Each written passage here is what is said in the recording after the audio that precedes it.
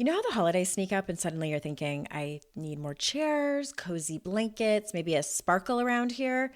Same, which is why I love Wayfair. Their Black Friday sale is already happening, up to 70% off everything home. And it's perfect time to get your space ready for guests, maybe cozy nights, and all of the chaos that comes with this season.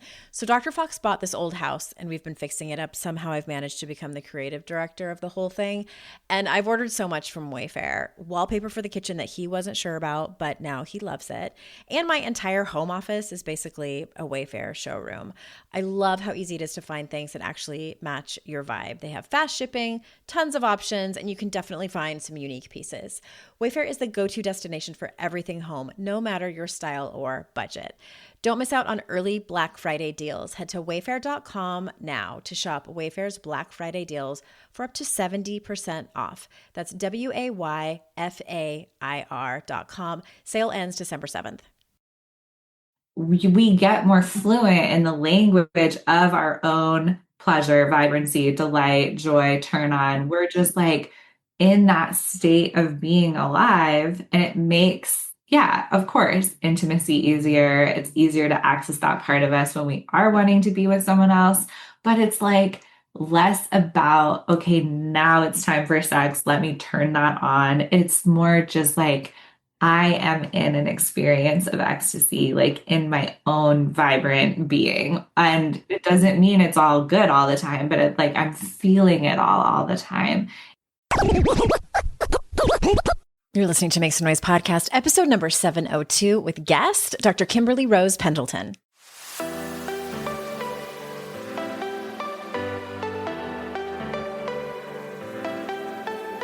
Welcome to Make Some Noise podcast, your guide for strategies, tools, and insight to empower yourself. I'm your host, Andrea Owen, global speaker, entrepreneur, life coach since 2007, and author of 3 books that have been translated into 18 languages and are available in 22 countries. Each week, I'll bring you a guest or a lesson that will help you maximize unshakable confidence, master resilience, and make some noise in your life. You ready? Let's go. Hello, everyone. Welcome to another episode of the podcast. I am so glad that you're here. I have 2 quick announcements. One is a small one. One is a big one. Well, I mean, they're both like kind of big announcements, but one is a small activity. One is a big activity. That's how I should have said it. The first one, come and join me. I have a free workshop that I'm doing. I'm not going to be spending like the last 20 minutes selling you something else, by the way. I feel like you should know that. Nope. This is to celebrate the birth of my 4th book, Live Like You Give a Damn, December 18th. Yes, it's the week before the holidays, the Christmas holiday, but hopefully you won't have a whole lot going on with work and other stuff. Thursday, December 18th at 3:00 Eastern time, noon Pacific. I'm going to be on for about an hour and a half. It'll be interactive. If you want to, you can just come and listen if you want, but it is Live Like You Give a Damn as the world burns. Because as we look into 2026, I feel like most of us could use some tools around being grounded, around being centered, hopeful, alive in the middle of hard times, in the middle of pretty hard times right now. So head on over to AndreaOwen.com/LLYGAD. That stands for Live Like You Give a Damn. AndreaOwen.com LLYGAD. Hopefully I will see you there. There will be a recording too if you can't make it live. The other big announcement is that I am going to be a guest speaker at Rhythmia Life Advancement Center in January in Costa Rica, January 11th through the 18th. If you've been thinking about going, and you may have heard me talk about that I'm taking a group to Rhythmia in 2026, this is not that trip. But if you want to just come on your own, maybe with your partner, maybe with your best friend, and be there when I am a guest speaker at Rhythmia, it's January 11th through the 18th. There's a special link in the show notes that is a code that will get you a discount if you want to check it out and maybe head to Costa Rica the same week that I'll be there. I'll be there with Dr. Fox. So you get to come and meet Dr. Fox and see that he actually is a real person, not just someone I've made up here on the podcast. He's not a ghost that lives in my imagination. He is a real person. He and I will be there January 11th to the 18th in Costa Rica. So that link is in the show notes, along with the link to the free workshop that I'll be doing in December. And so let's get on with the show. Let me tell you a little bit about today's guest. Dr. Kimberly Rose Pendleton is an intimacy scholar, a trauma-informed coach, and the founder of Uncover, a global intimacy brand. With a PhD in women's studies and intimacy, her work is a powerful blend of academic insight and personal experience, having left academia to build her business. She is also the author of the book, Get Uncovered, a guide to intimacy, authenticity, and pleasure. So without further ado, here is Dr. Kimberly Rose Pendleton. Kimberly, thank you so much for being on the show. Thank you so much for having me. I'm so happy to be here. Yeah, I like to have people on where we can break down big topics, especially when, I mean, obviously it's a women's empowerment show, like especially as they pertain to women's empowerment, and especially when it might feel like not a good time to talk about it because Totally. of what, and I'll just, the elephant in the room right now as we're recording this, it's the summer 2025. There are so many things that are on fire, really, as we're watching basically, late stage capitalism fall. And we're also going to Not talk going down about without a fight. right, for sure. Right. Not going down without a fight. But we're here to talk about pleasure and expand on it. And so I think that everyone sort of, when they hear the word pleasure, they might have a definition of it. But I don't want to start there. I am very curious about your journey, and what was there, like a pivotal moment when you realized you need to radically change the way that you were living, or the relationship you had with your body or something like that? Like, can you tell us, like, briefly what brought you here? Yeah, I love that. And honestly, to your point, opening this conversation up, I do think in its own kind of subversive way, pleasure has never been more radical, especially for women, because so much of this everything on fire, like capitalism and possibly fascism, just like conspiring to keep us so utterly distracted. Pleasure does feel like it's this like way back in to the moment, to ourselves, to our bodies. But yeah, I didn't always know that. In fact, I can think back to being so disembodied and so kind of like afraid of all of this. This whole conversation would have freaked me out that I couldn't order the peach pleasure smoothie at Jamba Juice. Like I was too embarrassed. I felt like saying pleasure out loud, like I just wanted to hide. So it is so funny to fast forward like 25 years and I'm an intimacy coach. Like that was least likely to succeed in so many ways. But I did have some pretty pivotal moments, especially when I was in my early 20s. I was in a conservative church. I was in a pretty toxic marriage that had been kind of just me following what I thought were the rules, like the good girl rules. And I made a run for it. I got kicked out of two Bible studies and became a boudoir model in the same summer. So that is sometimes funny to think back to and just think like, oh, honey, to my poor little 23-year-old self. But there was this breaking point. And I think what happened and what I've seen now happen with some of my clients too, as they reflect, is that it was this realization that following all the rules hadn't worked. It was like, wow, I really tried it. I did the thing you're supposed to do, and I waited and I got married and I followed this and I did that. And I'm like so unhappy because I'm in a life that like I didn't base at all on what I wanted.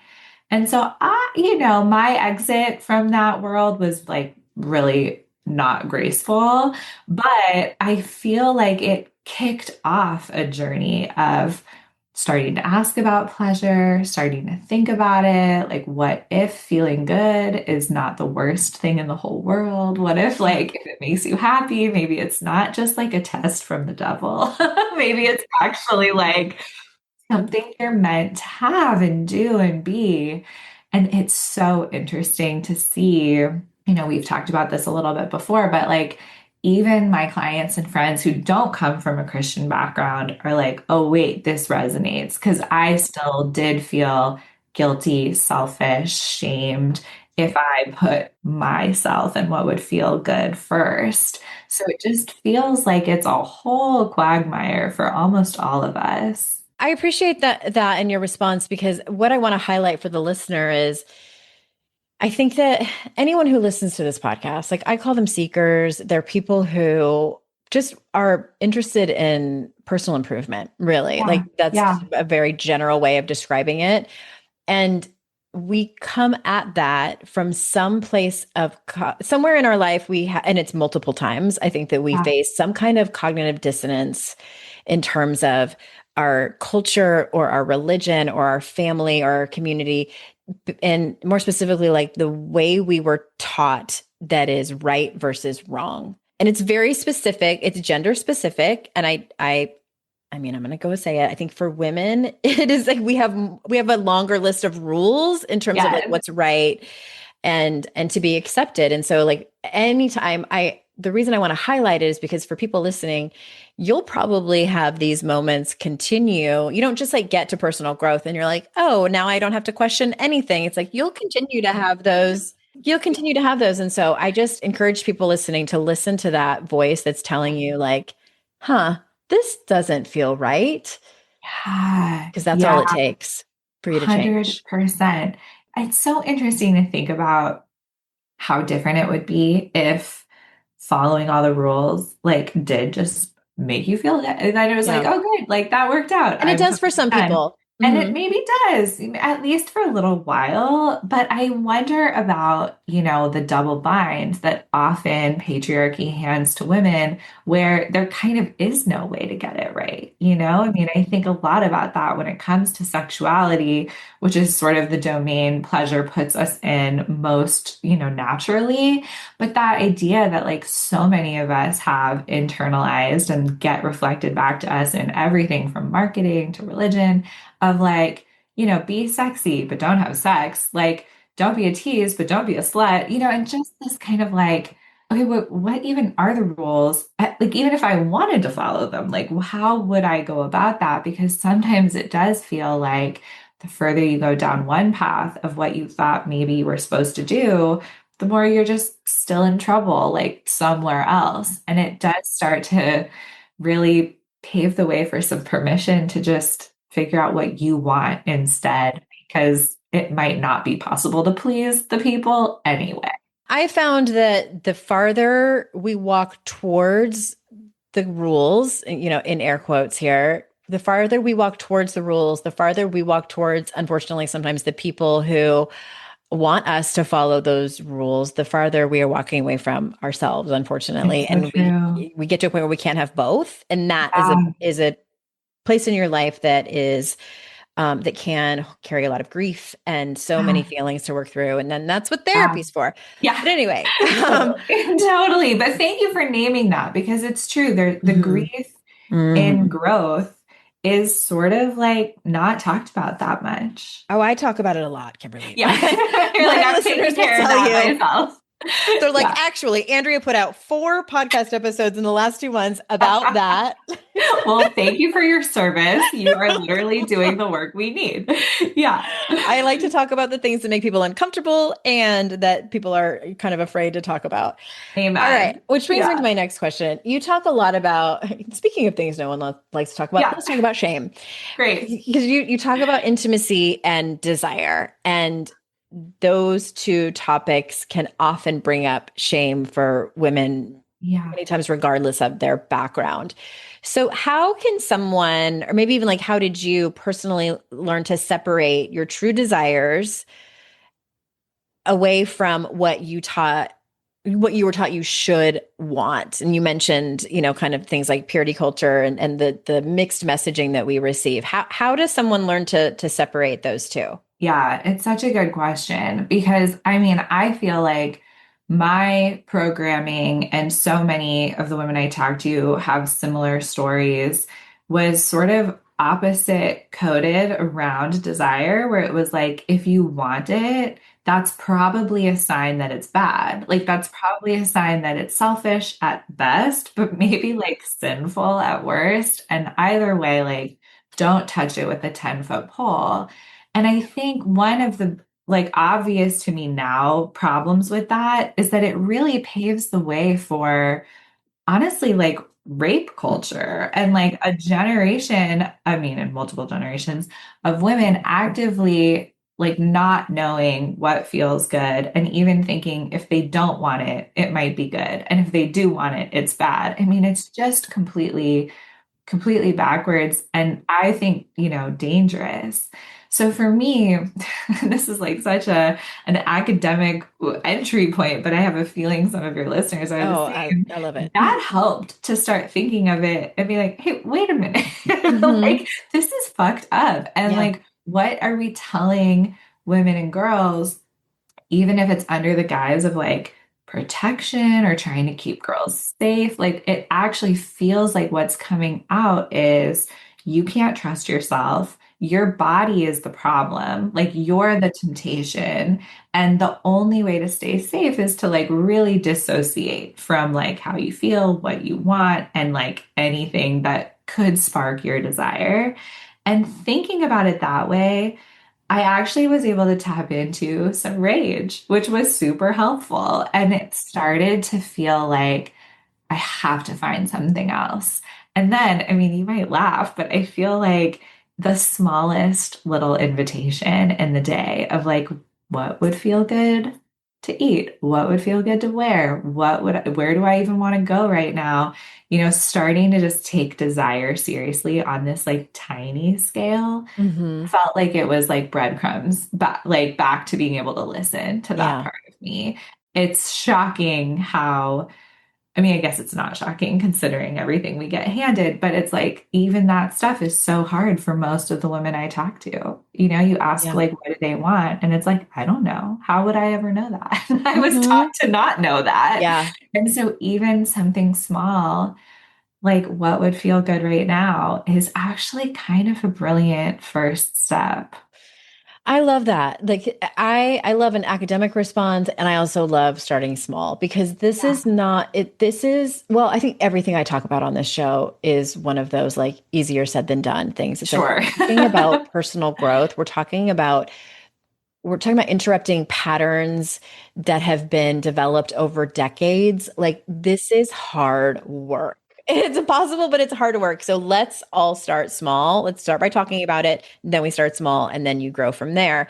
And you know what I just thought of, and probably just because it happened just before this call, in terms of desire, like just allowing yourself to have what feels good in the moment, obviously within reason. So this isn't about, like flipping over tables that could genuinely hurt someone or responding to someone in a Right. hurtful manner, which we all want to do sometimes.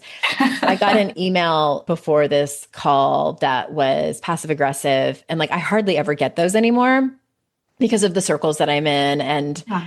I just don't and my family Yeah. knows like I Like don't this is tolerate it like, anymore. oh, Like I'm like absolutely right. not. You almost like So forget people go through life I this know, and way. like I Yeah. forget too that like people in this industry sometimes like get that way. I'm like, oh, okay, that's how you're going to communicate with me, and it Ew. it set me off so much because of the connotate. Like I was so mad, Kimberly, and you know what I did? You know what I desired in that moment? To verbalize a response that I wanted to. Like I wouldn't say there was rage, but there was high amounts of anger, and Yeah. I let it all out. And there were so many F bombs. I left my partner an audio and I was like, I just need somewhere to put this. And I Right. went off. And that is a form of Yes. pleasure. Yes. Like releasing energy. Yes, not keeping it in, directing it toward yourself, which I feel like most women are trained to do, or just letting it fly off at the person who maybe deserves it, No, but I don't want to do probably that. wasn't going to get you what you want. I love this example so much. Well, because I wanted to give an example too that like might not be like a Right. regular one, like eating Totally. some dark chocolate. It's like, okay, well, yeah, that's Exactly. obvious. Buy But yourself flowers. Also, yeah, sometimes let yourself yeah, rage. No, it's so true because I think the flip side of being like the good girl, the people pleaser, is very much like, and she never has an outburst and she always contains all of her emotions. And it's like, this is not healthy. This is not how it is. The thing with energy is that well, we all know this from science. It cannot be created Yes. or destroyed. It can only be transformed and transmuted. And so that's how I look at it. And Yes. honestly, like that changed my life just from an emotion standpoint is just energetically letting it out and letting it fly, especially Yes. like out of my body, through my body and out of my body. And then you know what? Yes. And then I'm like only a tenth of the amount mad that I am if I would have been. So to me, that's pleasure. I know it might sound Thousand weird, but it percent. is. Yeah, yeah, yeah. Yeah. I mean, I think another way to think about pleasure that's been really helpful for me is like what brings me into the present. Because there is, even just down to like the senses, like, do I feel hot? Am I seeing like, this person in my mind and like wanting to like fight them or whatever? But it's like, it is all a way of dropping in, like, what do I feel right now? How can I like really be present with that? And that alone, that's an antidote to trauma, to purity culture, to shame, to repression, because all of that stuff, in my view, is trying to take us out of the moment and out of our body and to just kind of like put distance between us and what's happening, usually so that we can survive it. But Hmm. pleasure to bring us back in and be like, it actually is safe for me to feel this all. And the Exactly. all can include everything, including rage. All the dimensions. Exactly. Yes. Okay, we need to take a quick ad break and we get back. I want to ask you about vulnerability. So we'll be right back. This show is sponsored by MIDI Health. Let's be real. Midlife healthcare for women, historically trash. If you've been told, like I have, it's just aging or you'll be fine when you're not sleeping, you're sweating through your sheets, or feeling like a stranger in your own body, you are very much not alone. Even today, 75% of women seeking menopause or perimenopause care are left untreated. That's not okay. But there's good news. It's time for MIDI.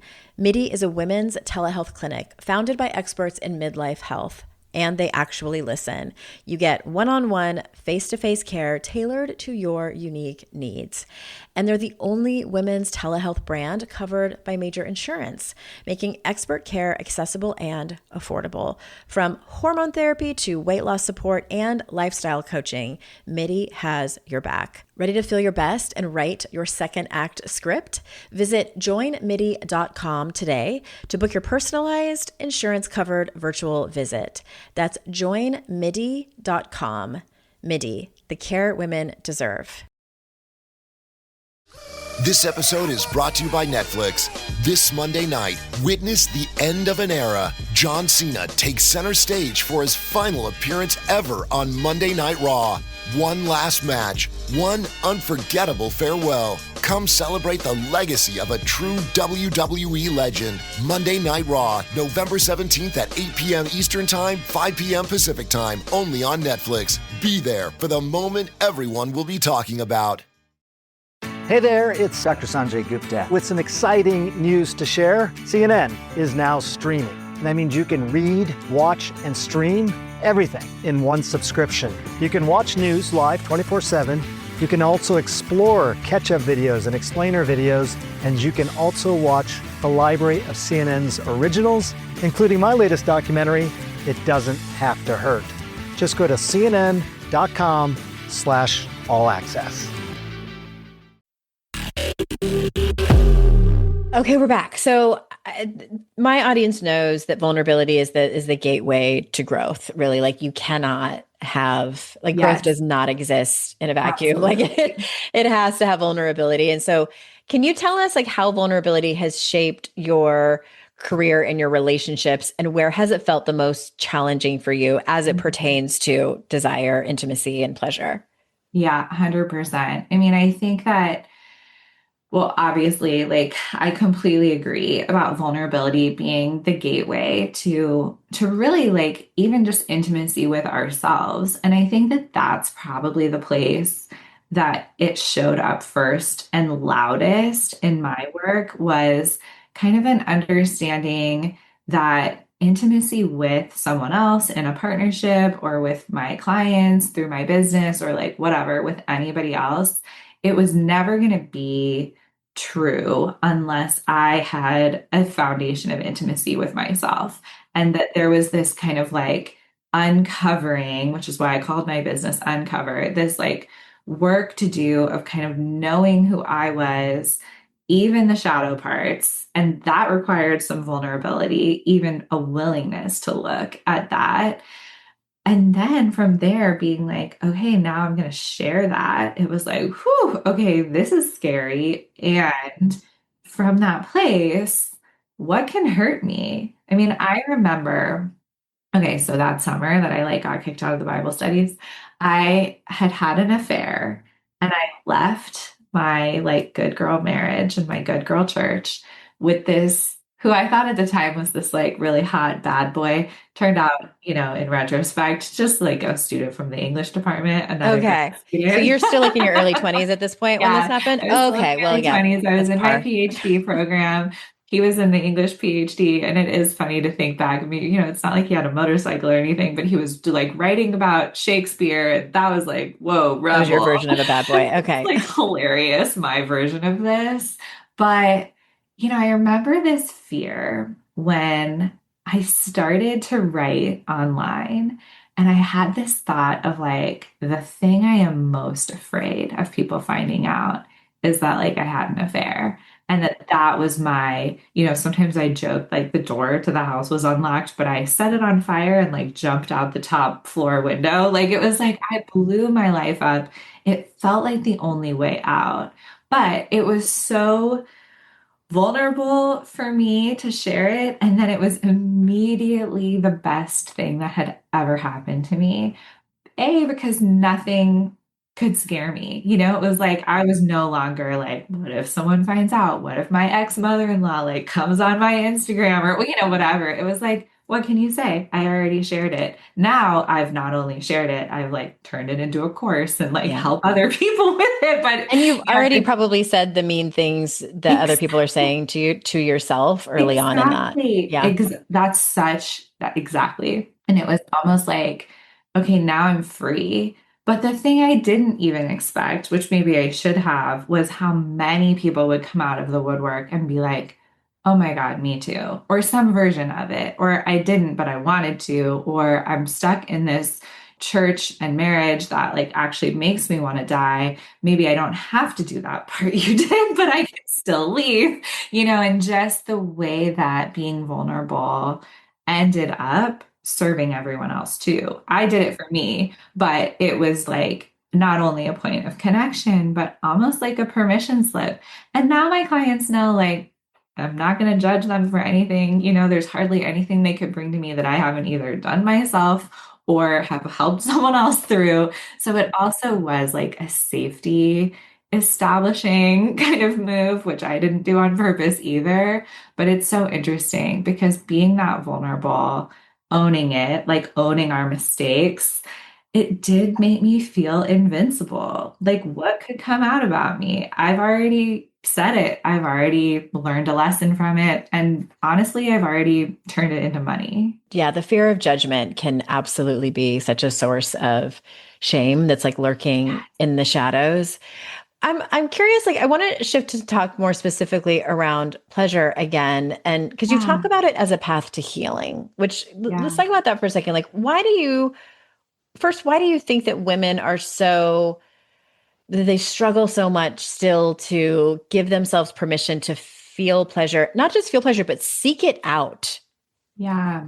Yeah. I mean, sometimes I do wonder, like, if I had found this work when I needed it most, how would things have been different? And I think I wouldn't have been in that marriage at all because I would have learned to listen to what feels good and I wouldn't have needed that like escape hatch. So when I think of pleasure as like a tool for healing, it does kind of come back to what you were saying about intimacy with ourselves and knowing ourselves. It feels like it's that way of being in touch with who we are. But I also think to your other point, it flies in the face of what patriarchy instructs women to do. And I think that was very much what was going on for me. It was like, stuff this down, everything about what you want, what would feel good to you, until it's like it erupts in this like way that was so uncontrollable. How different could it have been? And how different is it for me now? Now I'm like happily remarried and like things feel so good. And it's like, yeah, you've learned to listen to that voice instead of like lock it in a closet until it like bursts out and like lights your whole life on fire. So I think that pleasure, it is this way of helping women see kind of like who we really are and what actually we want. And we can actually like kind of microdose it and bring it into our lives instead of having it be this like taboo thing that then we're not really in control of, you know? Okay. There's a couple of points that I would like to sort of pull on the thread. One of them is I like the analogy of sort of like microdosing pleasure, but also before that you were talking about like getting to know yourself. And I think that that's the point where women get stuck because they're like, okay, I don't feel like I truly know myself. Maybe it's like at this phase of your life, or I don't even know what to do, where to start in terms of getting there, getting to know myself. One of the things that I did, which I know is not conducive for everyone's life, but when I left my marriage and was like officially separated, I was like, okay, I asked myself the question, like, do I even like to have sex with men, or have I just been told this my whole life? Right. And I'm like actually gay and I just don't know it. Yeah. So I set out, I'm like, I am going to date people casually of both genders, of all genders, and just to like collect data. I fucking feel. Yeah. And I was very clear with people. I wasn't like, this wasn't some kind of like social experiment that I was doing like in secret and then hurting people. No, I was very clear with everyone. Like, hey, this is what I'm doing. Do you want to hang out? Like, do you want to help me collect some data? And everyone was really cool about it. Some people were like, no, thanks. Which I respect.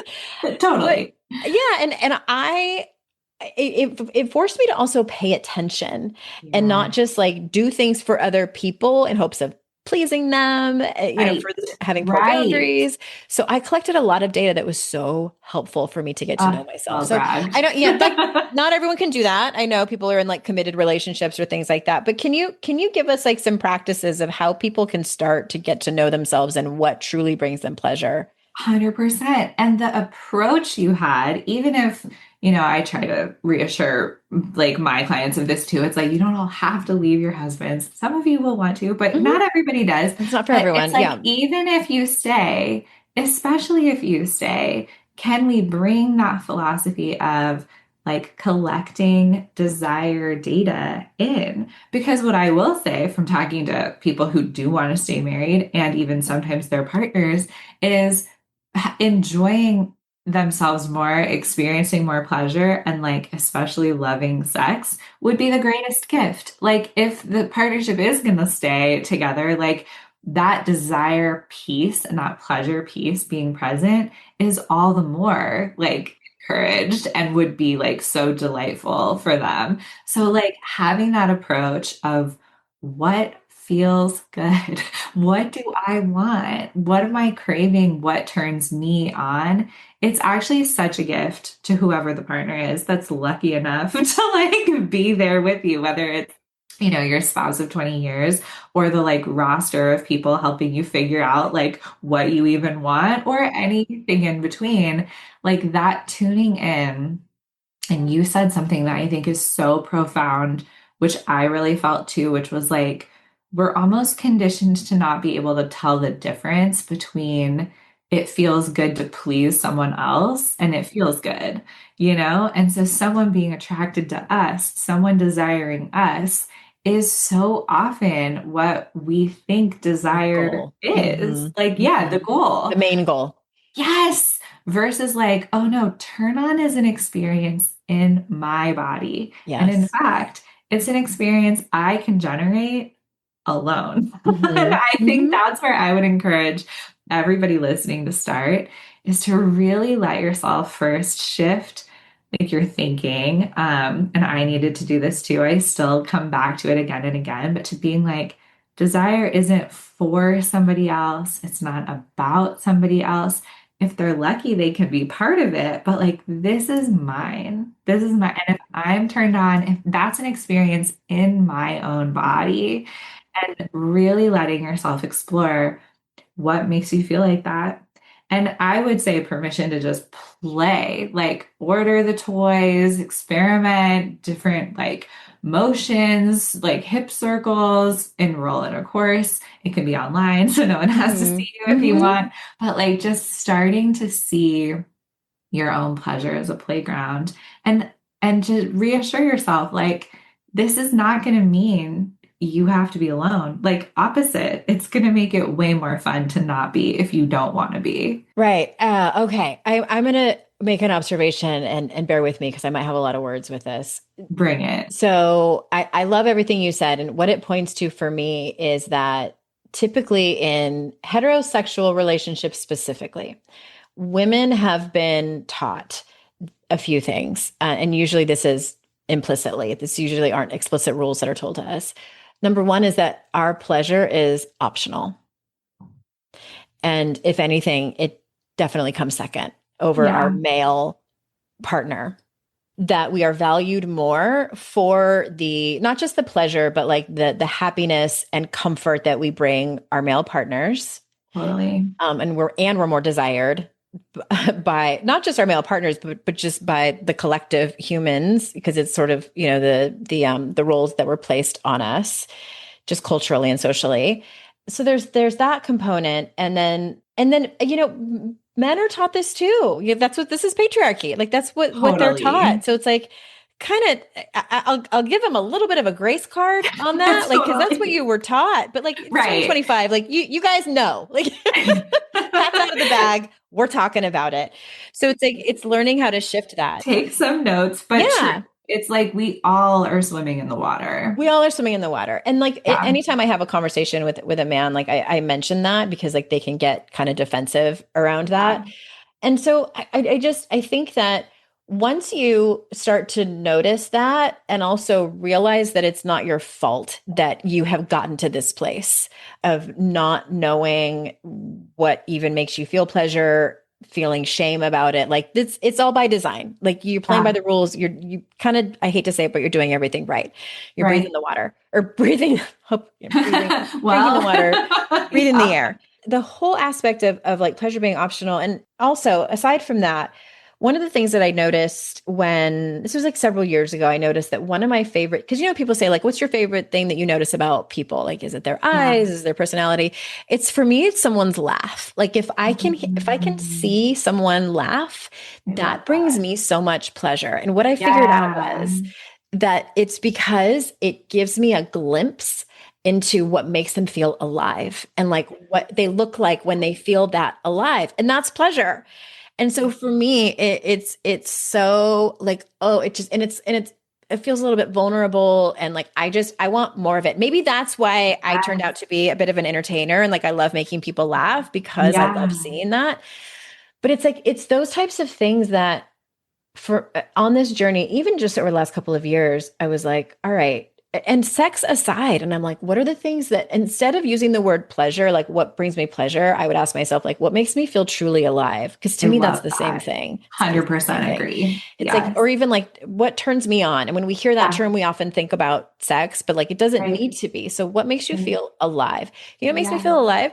Singing the Annie show tunes in my kitchen because the acoustics are amazing. Yes. It makes me feel alive to like dance while I'm cooking and like only my dog is there. And so I have found personally that when I would focus on things like that were not sexual, it actually helped me when it came to my sexuality, when it came to acts of sex, whether it was by myself or with another person. That moved mountains for me. Is like, and I guess that's what you mean by starting small.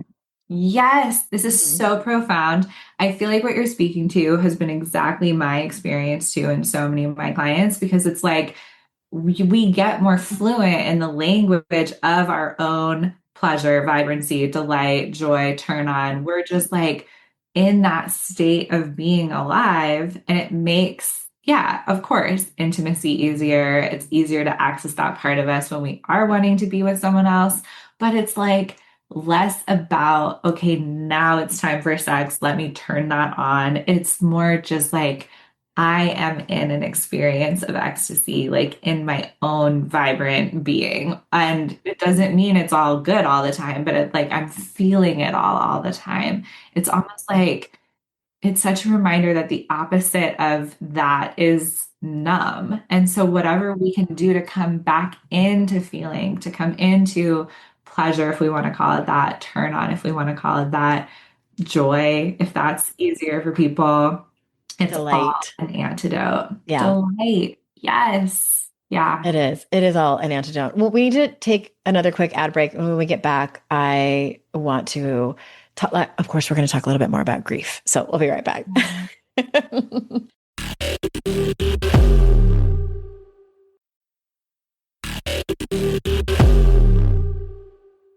Okay, well, since I'm obsessed with grief, can you talk about how grief is a part of the process, and maybe even like in terms of your own journey? I want to expand on that a little bit, and what role does it play in intimacy work, whether it's the intimacy with ourselves or with a partner? No, this is so important, and I'm so happy you're obsessed with grief. It's important to talk about. I think there are a lot of ways that it really intersects. I think deeply experiencing grief and letting yourself feel it is a profoundly intimate act. But the first thing that comes to mind when I tune into that question is actually about the versions of me who I had to grieve along the way to being here. And when I think about what was hard about leaving, especially that community when I left my marriage, it was so, in a way, devastating to realize that it wasn't the like stuck up and like mean girls that I was going to miss, or my husband who was like fine, but like nothing to write home about. It was me. It was like a version of me who I had, really loved in her way. And she was so lost and she was trying so hard. And when I really thought about like, who am I grieving? I was like relieved to get rid of most of those people, but I was like grieving me and a version of me. And I think letting ourselves really honor, but then release like the past versions of us who we had to let die to get us here. It's like one of the most important things we can do. Yeah. Oh my God, I love that. I of course want to talk about more about it, but we're running out of time. But I do have one more question I want to make sure that I ask you, because I think that sometimes when we hear guests like you come on, or we hear people talk about things like pleasure, and it does have like more of like kind of the feminine trait connotation that we have been taught to push away and bury and hope that that version of us dies, unfortunately. And then also many women like myself are in our real lives, we're in like leadership positions that require a different version of ourself, and that can be sort of categorized as more masculine traits. So how do we balance the two? Like, how do we still stand strong in our leadership, whether it's at work or home, and then also start to lean in more to our softness?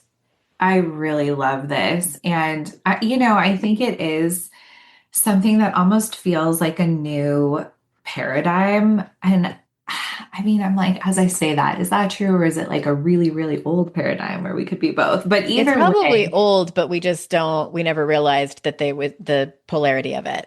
I think that's it. I think that's it, because there's like a version of leadership that I feel like I at least grew up seeing and inheriting that was very much like, you're playing in like a man's world. So like turn off any part of you that's going to be too overtly soft or focused on even like the body, like at all. I feel like especially as a women's studies major and like a focus on kind of like the academic side of feminism, like I inherited a lot of like second wave feminist thinking and theory that I was so grateful for, but it was like, pretend you're not a body, like breastfeeding in like the closet and or like pumping in the closet and then like showing up to the boardroom and like pretending that that's like not part of it. Like that's what leadership requires.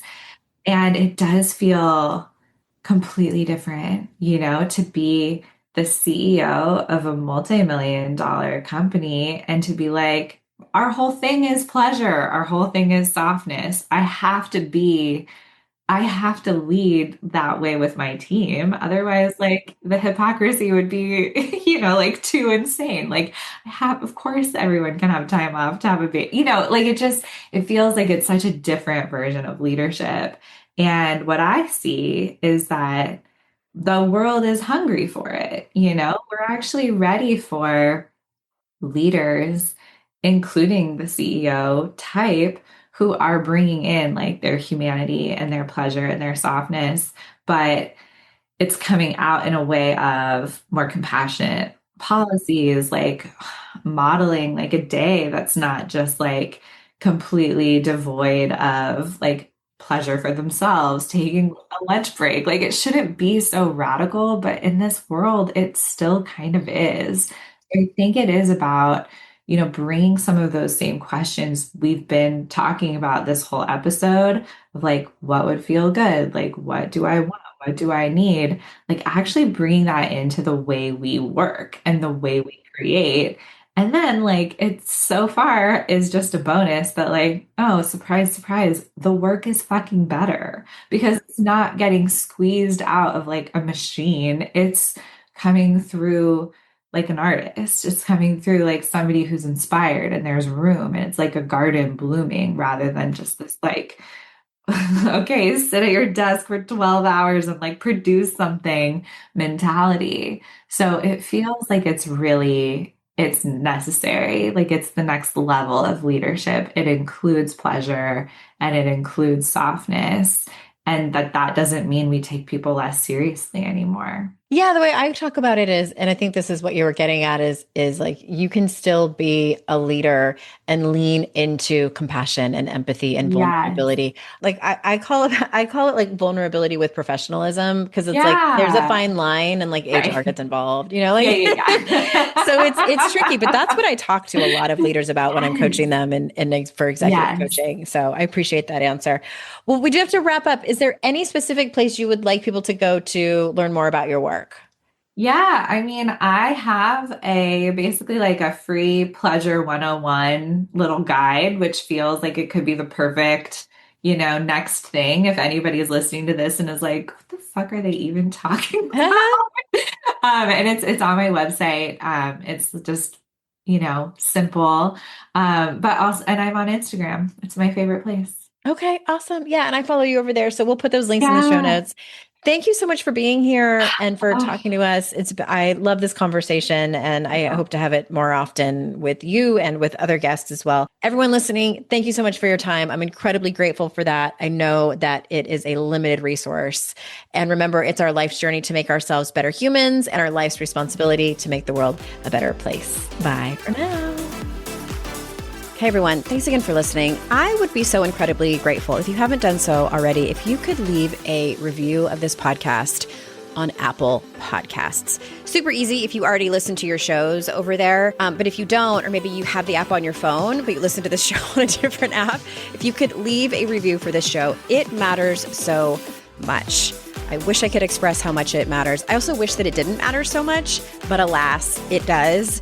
So if you haven't already, please go review and rate the show. It would mean so much to me. And thank you so much. I hope you have an amazing day.